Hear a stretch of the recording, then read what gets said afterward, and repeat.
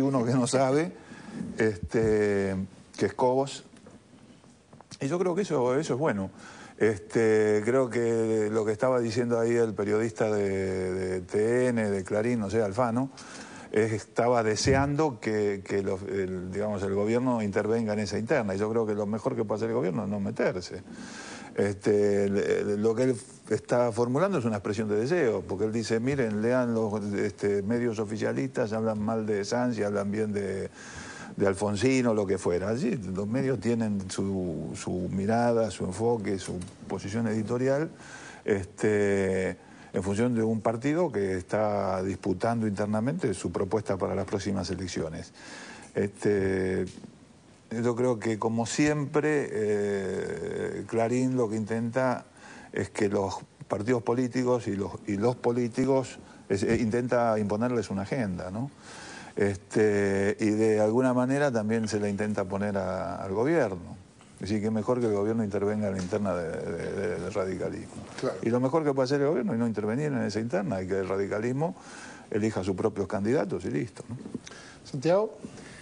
Sí, a mí me parece que el espacio de la política está, la política se rehabilitó, hay discusión, pero no sé si estoy tan de acuerdo con lo de la agenda, ¿no? Me parece que en todo caso falta la construcción de un discurso opositor coherente que pueda hacer frente a toda una serie, a un programa de gobierno que se sostiene por sí mismo, que viene siendo exitoso, y que ante eso, bueno, hay que ofertar algo muy interesante para convencer al electorado. Por ejemplo, con la votación en la ley de medios se vio, el radicalismo no siguió la agenda histórica del radicalismo, que había sido la de proponer una nueva ley de radiodifusión, sino que se plegó a los intereses corporativos y votó en contra de su votación histórica, de su conducta histórica. Ajá. Solo algunos radicales, en nobles excepciones, y no los que estaban alineados precisamente con la conducción del partido y con el bloque, fueron los que apoyaron la nueva ley de medios. Perdón, yo coincido con él, en realidad es la segunda parte, porque yo creo que es importante que haya ese debate. Lo que creo que sería importante que se debata, digamos, lo que está haciendo el radicalismo hasta ahora y lo que ha hecho en este tiempo, ha sido debatir en función de las propuestas que ha presentado el gobierno, sin definir su propia identidad, su propio perfil. Al oponerse siempre a lo que plantea el gobierno, se ubicó en un lugar muy a la derecha, incluso a la derecha de su tradición histórica, ¿no? Rita, ¿qué viste? Mira, yo que no soy una periodista ni soy una experta en todo esto, a mí lo que me genera, lo que acabo de ver, es una gran confusión.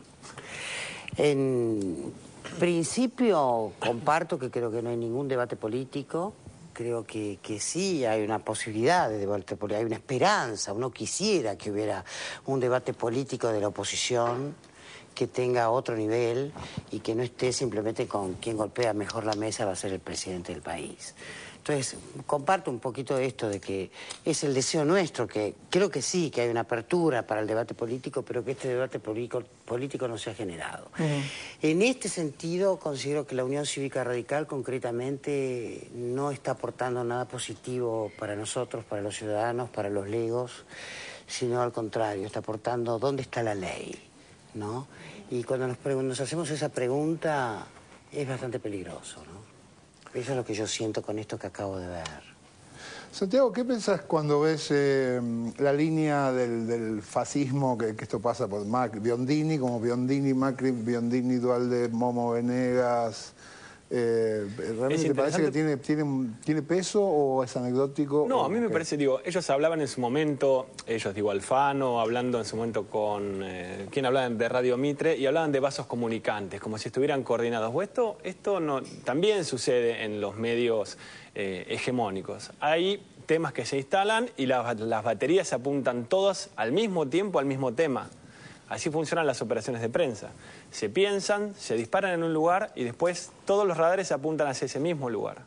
Eso es lo que viene sucediendo tema tras tema. Digo, pasó con el indoamericano, pasó después con la falta de billetes, pasa constantemente con la inseguridad, ¿no? El que es el tema por default. Cuando no hay grandes temas en la agenda, volvemos a la inseguridad para seguir horadando por ahí. Y no es casual, y se puede ver esto, que en general apuntan bastante parecido, no hay tapas muy distintas en el día a día. A mí me parece que, con respecto al debate político y a la inexistencia de un discurso opositor, me parece que se empieza a definir, ¿no? Que faltan 9 meses para las elecciones, pero ayer la presentación concretamente que hizo Elisa Carrió del futuro gabinete, de parte de su futuro gabinete, anunciando a Alfonso Prat Gay como su futuro ministro de Economía, en caso de que ganasen las elecciones, marca claramente cuál es un proyecto, ¿no? Pratgay dijo, bueno, retención es cero, el campo tiene que tener su dinero y después se va a producir un derrame a la sociedad. Bueno, esto habla de un modelo clarito que es distinto al que se está implementando. Entonces, ahí sí hay una definición política clara y me parece que eso, a medida que va avanzando, va a tener que avanzar necesariamente el debate político, las definiciones en ese sentido. Ahí se van a ver más claramente cuáles son las diferencias, ¿no? Vamos al segundo informe.